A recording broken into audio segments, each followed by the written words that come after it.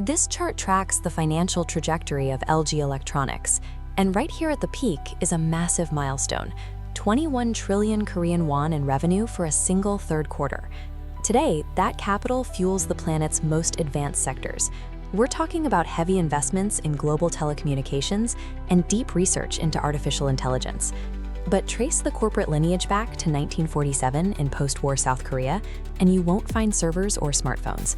The company's very first products were basic face creams and cheap plastic combs. Connecting a small local cosmetics vendor to a tech empire with 220,000 employees requires looking at how they built a radically aggressive formula for corporate survival. Koo In-hwa founded Lak-Hui Chemical Industrial Corporation to address the immediate, everyday needs of a Korean economy trying to rebuild after the war.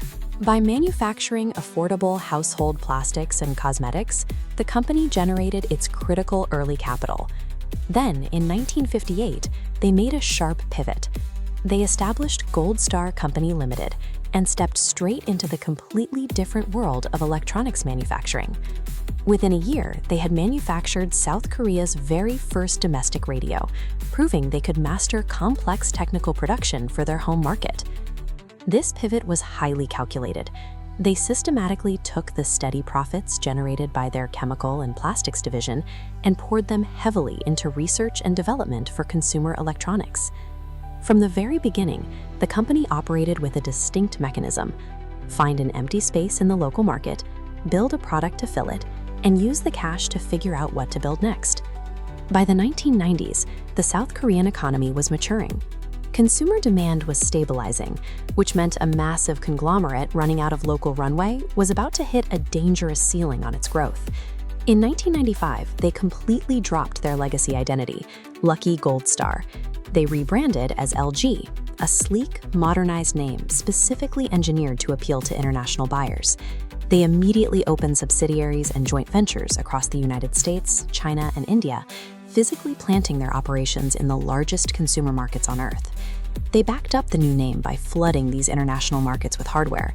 They pushed out lines of innovative flat-screen televisions and some of the very first consumer mobile devices. This rebrand was a structural necessity.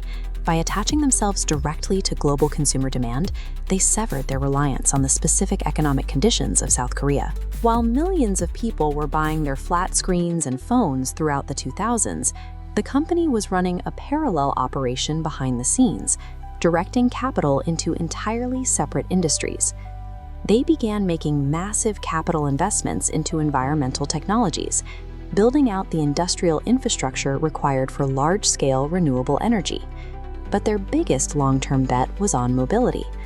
Long before the world cared about electric vehicles, LG was pouring heavy research and development into advanced EV battery technology. The logic was strictly defensive.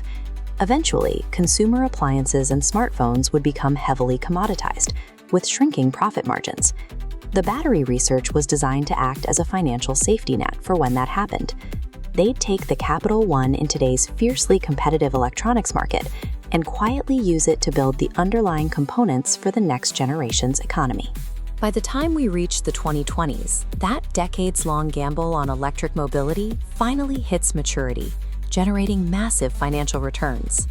In 2020, they spun off their chemical division's battery business into LG Energy Solution, which now stands today as the absolute dominating force in the global EV battery market outside of China.